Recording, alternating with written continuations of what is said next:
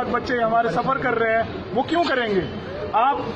जब सुक्खू सरकार आई थी तो सभी का यही नारा था कि परिवर्तन की सरकार है, युवाओं की सरकार है। तो आज वो वादे, वो जो हमारे साथ बोले गए थे, किए गए थे, वो आज वो वादे कहाँ गए? आज हम इतने जल्दी, हम ये नहीं कह रहे कि बहुत ही जल्दी होगी हमारे निर्णय लेने में, बट 60 दिन का अल्टीमेटम सरकार की तरफ से दिया गया था, वो भी पूरा हो गया। अब ये कहा जा रहा है कि एचपीएस जो हमारा कमीशन है वो हमारी भर्तियां लेगा, तो बट वहां भी अब धांधलियां सामने उजागर होने लगी हैं। तो अब हम किसके पास जाएं? सुक्खू सरकार से तो हमारी यही विनती थी, और हम तो ये मान के चलते थे, युवाओं की तो ये सोच थी कि एक दबंग नेता की तरफ हम उनको मानते हैं कि एक बोल्ड डिसीजन वो लेने में सक्षम होंगे, बट आज वो ना डिसीजन आ रहे हैं, ना ही हमारी मांगे पूरी करी जा रही हैं, ना ही कोई हमारी सुनने के लिए तैयार है। तो अब आप मीडिया वालों की तरफ से भी हम एक गुजारिश करते हैं कि आप भी हमारा साथ दीजिए। कोई नहीं सुन रहा है तो एक डेमोक्रेसी का एक पिलर मीडिया को माना जाता है, तो आज हम आपसे भी यही गुजारिश करते हैं कि हमारी मांगों को ऊपर तक पहुंचाया जाए ताकि जल्द से जल्द डिसीजन होए। और एक भर्तियां जो चैनल रुक चुका है, जिसकी वजह से बहुत सारे बच्चे सफर कर रहे हैं। और आज मैं आपको एक छोटा सा एग्जाम्पल देता हूं कि अगर ये भर्तियां आज शुरू नहीं जाता 1 महीने के अंदर या 15 दिन 20 दिन के अंदर, तो ये भर्तियां जो है 1 साल के लिए कहीं नहीं, मतलब कोई भी इसको एग्जीक्यूट नहीं कर पाएगा। तो कम से कम बच्चों का 2 साल अब बर्बाद होने की कगार पे हैं। I was a part of JOA 817। 2021 में भर्तियां शुरू हुई और आज 2023 लग चुका है, ना कोई भर्ती का परिणाम आया है। हमारे साथ बहुत सारे बच्चे ऐसे भी हैं, बीच में हमारे साथ कुछ बच्चे ऐसे हैं जिनका मेरिट लिस्ट तक में नाम है, बट आज उनके पास कोई भी ज्वाइनिंग लेटर नहीं पहुंच रहा, कोई भी भर्ती आगे की नहीं शुरू हो रही, पीछे की तो छोड़िए।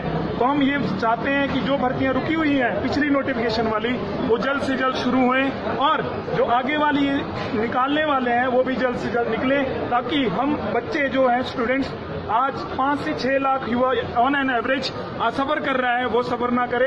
और ये जो मेंटल टॉर्चर की तरह हम इसको मान के चल रहे हैं कि रोज बच्चे लाइब्रेरी आ रहे हैं, कॉलेज जा रहे हैं, बट एक होप नहीं नजर आ रही। क्योंकि जब सुक्खू सरकार ने 60 दिन का अल्टीमेटम हमें दिया गया, तो आज अब वो 60 दिन पूरे हो गए, 60 के अब तो 3 महीने पूरे होने को आ गए, बट कोई भी डिसीजन नहीं आया।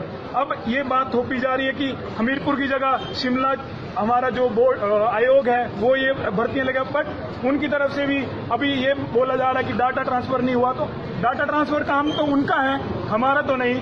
हमने तो अपने टाइम पे एप्लीकेशन भरी, फीस दी, सब कुछ किया, बट हमारे तरफ तो कुछ। अब आप खुद बताइए कि अगर हम सफर कर रहे हैं, आज का युवा सफर कर रहा है, तो आगे तो सरकार से भी उम्मीद छोड़ रहे हैं। इसलिए अब हम ये मार्च जो है ये हमीरपुर से शुरू हुआ है, आज शुरू हुआ है, कल ये बिलासपुर पहुंचेगा, फिर दारलाघाट, फिर शिमला में 18 को हम पहुंचेंगे। और मैं युवा साथियों से यही उम्मीद रखता हूं और एक गुजारिश करना चाहता हूं कि आज एक छोटे शॉर्ट नोटिस पे अगर हम इतने बच्चे और इतने स्टूडेंट्स जो सफर कर रहे हैं वो इकट्ठा हो सकते हैं, तो जो भी युवा साथी हमें देख रहे हैं वो प्लीज जितने भी नहीं जागे, तो फिर तो कोई बात ही नहीं रही, 1 साल और इंतजार करना पड़ेगा।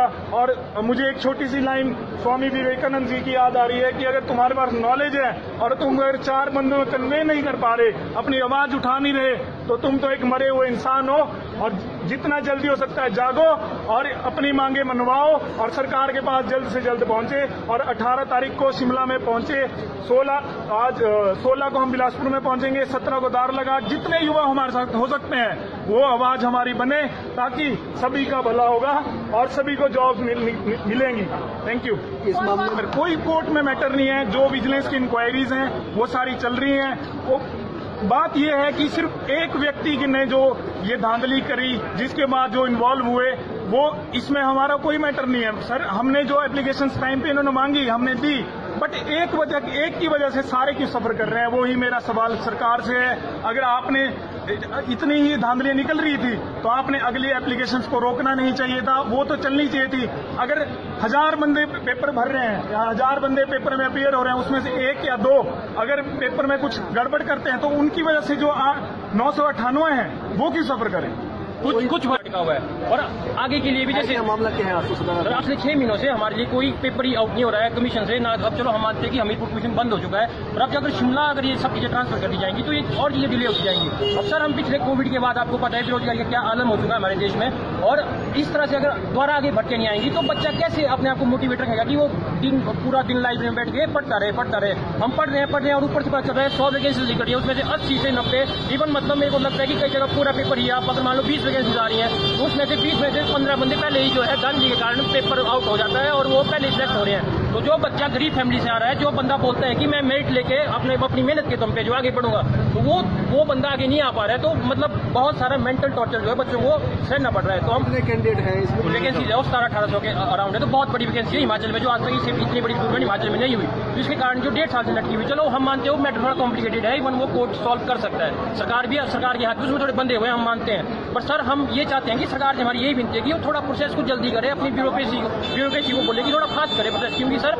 ये जो मेंटल प्रेशर है ये हम सह नहीं पा रहे हैं। क्योंकि बहुत से बच्चे हैं जो 27, 28, 29, 30 तक क्रॉस हो चुके हैं और उनकी शादियों की उम्र हो रही है और उस कारण उन पे घर से मेंटल प्रेशर बन रहा है। और हम लाइब्रेरी डेली जाते हैं पर हम पढ़ रहे हैं, पर हमारे में वो मोटिवेशन नहीं कि हम कैसे पढ़ें। जब आधा पेपर ही पहले बिक चुका है तो हम कैसे अपने आप को इस मेंटल प्रेशर बांट रहे हैं। हमारी सबसे बड़ी वजह सर यही है। हम मानते हैं कि सरकार को चलाना इतना सुगम नहीं होता है।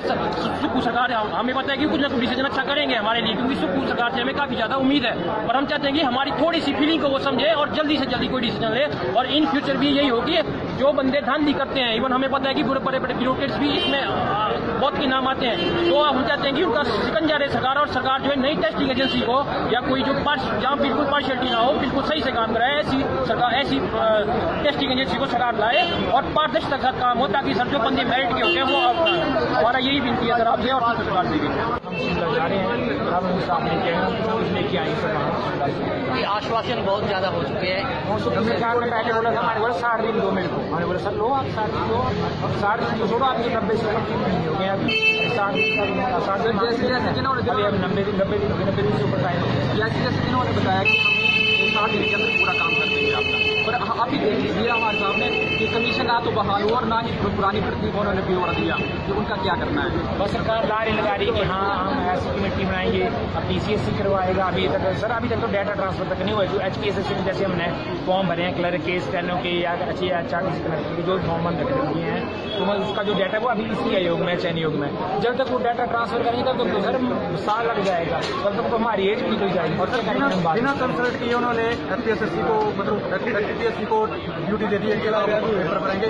बाद में बोलते हैं कि हमें पूछना है, हमें देखना है कि हम करवा सकते हैं कि नहीं करवा सकते। वो कब तक देखेंगे सर? वैसे तो वो बोलेंगे हाँ 2024 तक देखेंगे, तब तक तो हमारी एज चली जाएगी सर। टाइम ये 4 दिन हो गए। 60 दिन हो चुके हैं सर मैं आपका थोड़ा सा टाइम लेना चाहूँगा सर। जैसे पब्लिक सर्विस कमीशन है, उसके पास जो ऑलरेडी पद मतलब वैकेंसी उनके पास होती है और उनका प्रोसेस बहुत ज़्यादा डिले वाला होता है। और सर जैसे हमारा स्टेट सिलेक्शन था हमीरपुर वाला, सर ये जो वो फास्ट ट्रैक में भर्ती कंप्लीट कराता था और ये सर बनाया इसलिए गया था ये। तो जैसे क्लास 3 में और 4 में जो सबसे स्टूडेंट जो है वो गरीब फैमिली के जो है वो एग्जाम देते हैं, पर सर अब जैसे ये बंद कर दिया गया है तो सर कैसे टाइम जो है वो डिले हो रहा है। और सर आपके माध्यम से मैं एक और रिक्वेस्ट करना चाहूँगा CM सर को कि सर अगर नियम कानून बनाए तो सर ऐसे बनाइए जैसे उत्तराखंड और गुजरात में बने। सर अगर 1000 रुपये फाइन और 3 महीने की सजा, ये कोई कानून है। और सर जैसे पेपर लीक होता है तो सर जो पेपर लीक करता है और जो उसके बीच में पाया जाता है सर उसको जो वो 1 करोड़ तक का जो उन्होंने फाइन रखा हुआ है और उम्र कैद तक भी उन्होंने सजा का प्रावधान किया हुआ है। तो सर हम भी यही रिक्वेस्ट करना चाहेंगे CM सर से, अगर सर स्ट्रिक्ट एक्शन या स्ट्रिक्ट लॉ नहीं बनेंगे ना सर तब तक ये चलता ही रहेगा। और सर हमने जो है सुप्पू सर को जो इसलिए हम स्टूडेंट ने समर्थन दिया था, उन्होंने हमारे साथ प्रॉमिस करा हुआ था कि जो है वो हम ऐसी जल्दी ऐसी सिस्टम डेवलप करेंगे कि स्टूडेंट को जो है वो एडवर्टाइजमेंट से लेके 6 महीने के अंदर जो उनकी ज्वाइनिंग हो जाएगी। तो सर अब हम यही चाहते हैं कि 3 महीने हमारे हो चुके हैं, हमारा स्टूडेंट का जो वो टाइम और जो है वो एनर्जी वो वेस्ट हो रही है। और सर हमारा फ्रस्ट्रेशन लेवल जो वो हाई पर जा चुका है, इस टाइम ऑल टाइम हाई पे है। आपने कहा उसकी ये जो जांच चल रही है ये इनका काम है पता करना, जांच निकालना कि कब से ये जो चल रहा है और कब से तक ये चल रहा है। जैसे हमारे पास सामने डाटा आता है आपको हमें रिपोर्ट में कहा कि पहले 2017 से पेपर लीक हो रहे हैं, मतलब तो अब मेन मुद्दा तो अभी उठाना है इसका, इस चीज का, इस बात का मुद्दा तो अभी उठाना है। 2017 से और सर आप बात की क्या गारंटी, जो बंदे अभी ऑन ड्यूटी सर्विस कर रहे हैं इस बात की क्या गारंटी है कि वो अपनी मेहनत से पास हुए होंगे? मेरे को गारंटी दे सकता है कोई? जो बंदा, कौन बंदा बोल सकता है कि हाँ भाई मैं अपनी मेहनत बैंक से पास हुआ हूँ, हो सकता है वो पेपर खरीदे होंगे इसने, तो बिकने वालों की कमी होंगे और खरीदने वालों की तो कमी है ही नहीं। पेपर 9 लाख फेंको, 8 लाख पुलिस का HP पुलिस का पेपर है, 8 लाख में इन्होंने बेचा। खरीदने वाले की कमी नहीं, खरीदे चाहे किसी ने अपनी प्रॉपर्टी बेची, जो बेचा खरीदा तो है, गलती किसकी है सर? किसको ब्लेम करते हैं? सिस्टम को गलत। पेपर निकला कैसे? जब प्रिंटिंग में जैसे HP पुलिस का पेपर कहाँ भी छपा, मेरे को नहीं इस बात से कोई नहीं है। जब प्रिंटिंग से पेपर छपा तो ऐसे बंदे ऐसे बेटी बंदों को आप प्रिंटिंग प्रेस में रखते क्यों जो ऐसे काम करते हैं? पोस्ट कोड में कोई भी इलिक्वेंट पाएगा तो उसको बाहर निकाला जाए, और जो कोई भी उनके प्रिंटिंग प्रेस से सर पेपर गया है किया जाए, बस वही है। और जैसे वो लेडीज पकड़ी गई हुआ आजाद, अब वो पकड़ी गई है तो जैसे फॉर एग्जाम्पल की पेपर देती हुई उसने दिया पेपर बनी, इस बात की गारंटी उसने 3-4 बंदों को पेपर दिया है या 70 बंदों को पेपर दिया, हो सकता है उसने लाखों बंदों को पेपर दिया होगा।